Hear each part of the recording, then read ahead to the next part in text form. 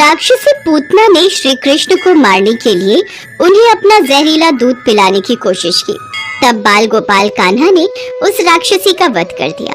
राक्षसी पूतना का दूध पीने की वजह से श्री कृष्ण का शरीर गहरे नीले रंग का पड़ गया था। अब सौम्य और सुंदर दिखने वाले कृष्ण नीले रंग के दिखने लगे थे। कृष्ण जब बड़े हुए तो वे इस बात को स्वीकार नहीं कर पा रहे थे कि अब उनका गोरापन कहीं लुप्त हो चुका है। उन्हें लगने लगा कि उनका ये रूप न राधा को पसंद आएगा न गोपियों को। इसकी वजह से वो सबसे दूर हो सकते हैं।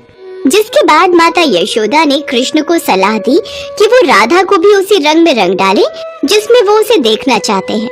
इसी बात का हल ढूंढने के लिए भगवान कृष्ण ने अपने सभी दोस्तों को अपने पास बुलाया और सारी बात बताई।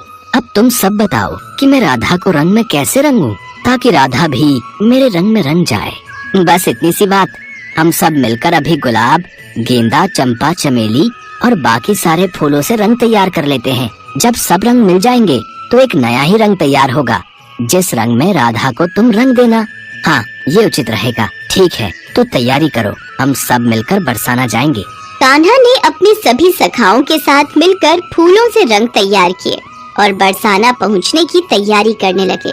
तभी कुछ गोपियां नदी तट से पानी लेकर जा रही थी।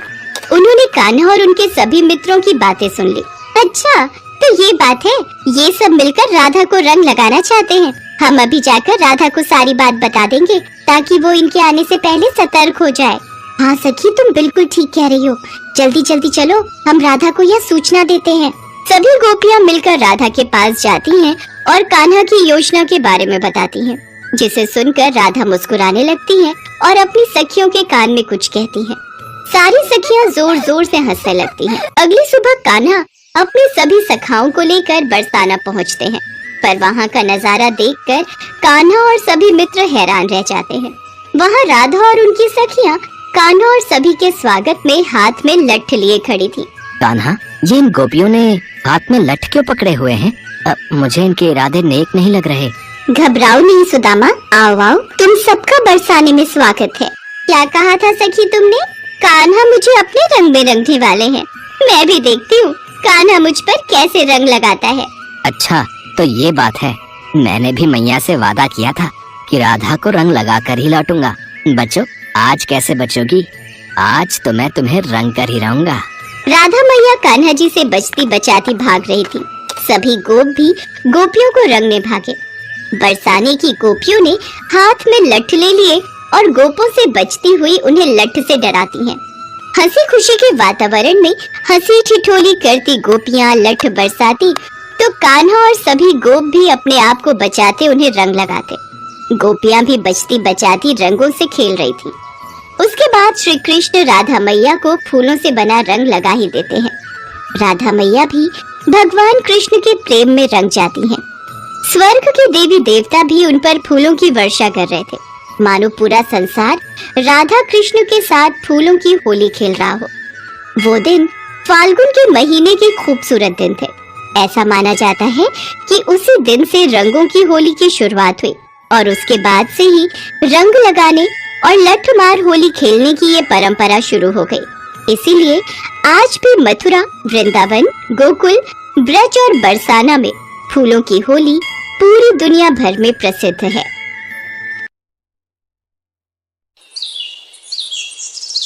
मधुमंगल, तुमने सबको बोल दिया था ना, प्रातः यहाँ यमुना नदी के किनारे मिलने के लिए। अभी तक ये सुबाहु, सुबल, भद्र, सुभद्र, मणिभद्र, श्रीदामा, सुदामा और बाकी सब सखा आए क्यों नहीं? कहाँ रह गए ये सब? कितनी देर से यमुना किनारे इनकी प्रतीक्षा कर रहा हूँ। मैंने तो कल रात ही सुदामा को बोल दिया था कि वो सब सखाओं को बता दे कि तुमने आज प्रातः सबको यहाँ एकत्रित होने को कहा है। फिर अभी तक कोई आया क्यों नहीं? ये लो, वो आ रहे हैं सब। इतनी देर क्यों लगा दी तुम सबने आने में? कब से तुम्हारी प्रतीक्षा कर रहा हूँ। सबको एकत्रित करने में समय लग गया। क्या हुआ, तुमने हम सबको यहाँ एक साथ इतनी सुबह सुबह एकत्रित होने के लिए क्यों बुलाया कान्हा? बात ही कुछ ऐसी है सुदामा। क्या बात है कान्हा? रोजाना तो तुम हमें दोपहर के समय एकत्रित करते हो, पर आज सुबह सुबह ही। मेरा तुम सबको यहाँ बुलाने का कारण है होली। होली? हाँ, होली। कल होली का त्योहार है। और हम सबने अभी तक गोपियों को रंगने की कोई तैयारी नहीं की है। कहीं ऐसा ना हो गोपियां भी हमें होली पर रंगने की कोई विशेष युक्ति बना रही हों। लेकिन तुम ऐसा कैसे कह सकते हो कान्हा कि गोपियां होली के उत्सव पर हमें रंगने की कोई योजना बना रही हैं? इस बात का प्रमाण हमें कल ही मिल गया था, जब मैं मधुमंगल के साथ कल बरसाना गया था। मधुमंगल, मैं सोच रहा हूँ यहाँ बरसाने में आकर राधा से मिले बिना गया तो वो मुझसे नाराज हो जाएंगी। कुछ देर राधा से भेंट करके नंदगांव वापस चलते हैं। फिर तुम्हें राधा से मिलकर इस बात का क्या प्रमाण मिला? जब हम राधा के घर पहुँचे, हम द्वार के भीतर जाने ही वाले थे कि तभी हमें वहाँ गोपियों की हंसी सुनाई दी। राधा, तुम्हारी योजना तो बहुत बढ़िया है, बस अब तुम देखती जाओ। हम सब मिलकर इस बार होली में कान्हा के साथ साथ उसके सभी सखाओं की टोली को कैसे चकमा देते हैं। धीरे बोलो सखियों, दीवारों के भी कान होते हैं। क्या बातें हो रही हैं? जरा हम भी तो सुने। कान्हा, तुम यूँ अचानक बरसाना में? यहाँ किसी कार्य के प्रयोजन से आए थे, सोचा तुमसे और सभी गोपियों से मिलता जाऊं। वैसे किस विषय में वार्तालाप हो रहा था? वो तो हम यूं ही सभी सखियां बतिया रहे थे। अच्छा राधा, हम चलते हैं। बस हमें ये तो पता चल गया था कि वो कोई युक्ति बना रही हैं, पर क्या युक्ति है वही नहीं जान पाए। तुम चिंता मत करो कान्हा, संध्या के समय गोपियां माखन बेचने जाएंगी तो इसी मार्ग से ही ना हम उनसे बातों ही बातों में युक्ति जान लेंगे। सुदामा बिल्कुल ठीक कह रहा है कान्हा। शाम को गोपियां रोजाना ऐसे ही हमें चिढ़ाते हुए मार्ग से माखन लेकर गुजर जाती हैं। हमें कुछ तो सोचना ही होगा। मुझे पता है कि मुझे इन गोपियों को कैसे सबक सिखाना है। आने दो इन्हें। शाम के समय गोपियां माखन की मटकी लेकर मथुरा बेचने के लिए जा रही थी।